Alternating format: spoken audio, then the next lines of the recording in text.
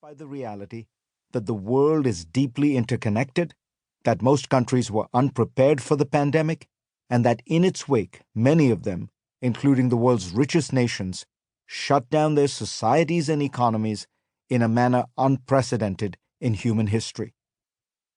This audiobook is about a post-pandemic world, not because the coronavirus is behind us, but because we have crossed a crucial threshold. Almost everyone alive had been spared from experiencing a plague so far. But now we know what a pandemic looks like.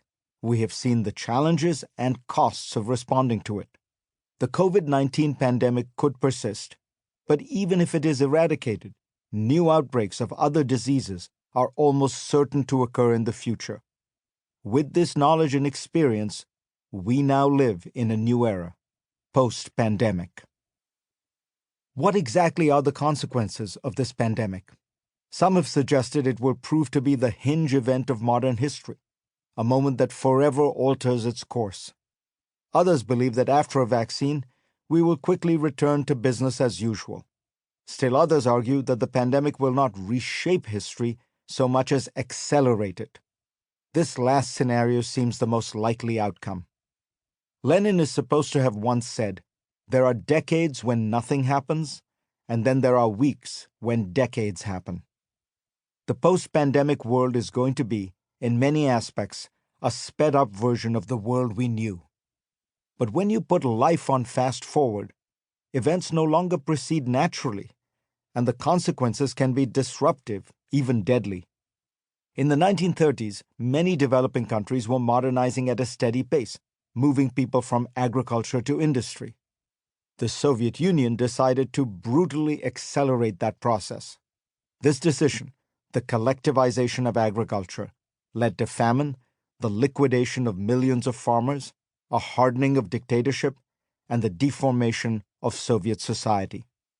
A world on steroids can suffer unpredictable side effects. Post-pandemic life will be different for countries, companies, and especially individuals. Even if economics and politics return to normal, human beings will not. They will have been through an unusual, difficult trial and have a sense of newfound, hard-won opportunity. Having survived the Spanish flu, a character in William Maxwell's 1937 novel, They Came Like Swallows, feels a sense of wonder clinging to him, for it had been a revelation. Neither he nor anyone else had known that his life was going to be like this. As the worst passes, we emerge into the dead, cold light of tomorrow, as the writer Catherine Ann Porter put it in her 1939 semi-autobiographical novella, Pale Horse, Pale Rider, about surviving the same pandemic. Her last line, "Now there would be time for everything." Plagues have consequences. We should have seen it coming. The coronavirus may be novel, but plagues are not. Western literature begins with one. In the opening verses of Homer's Iliad, the Greek armies are being ravaged by pestilence. It turns out to be divine punishment directed at their leader, the vain, avaricious, and quarrelsome King Agamemnon. The first serious history written in the West hinges on a plague.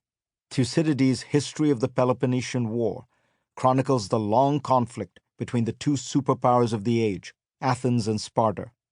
Toward the beginning of the war, Thucydides writes a terrible plague swept through Athens, killing vast numbers of able-bodied citizens, and most significant, the city-state's peerless leader Pericles. The two sides had very different political systems.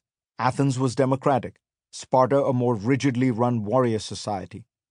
Sparta eventually prevailed, and it's not a stretch to say that had there been no plague, Athens might have won, and the course of Western history would have been different, with a vibrant democracy becoming a successful role model rather than a flame that burned brightly but then flickered out.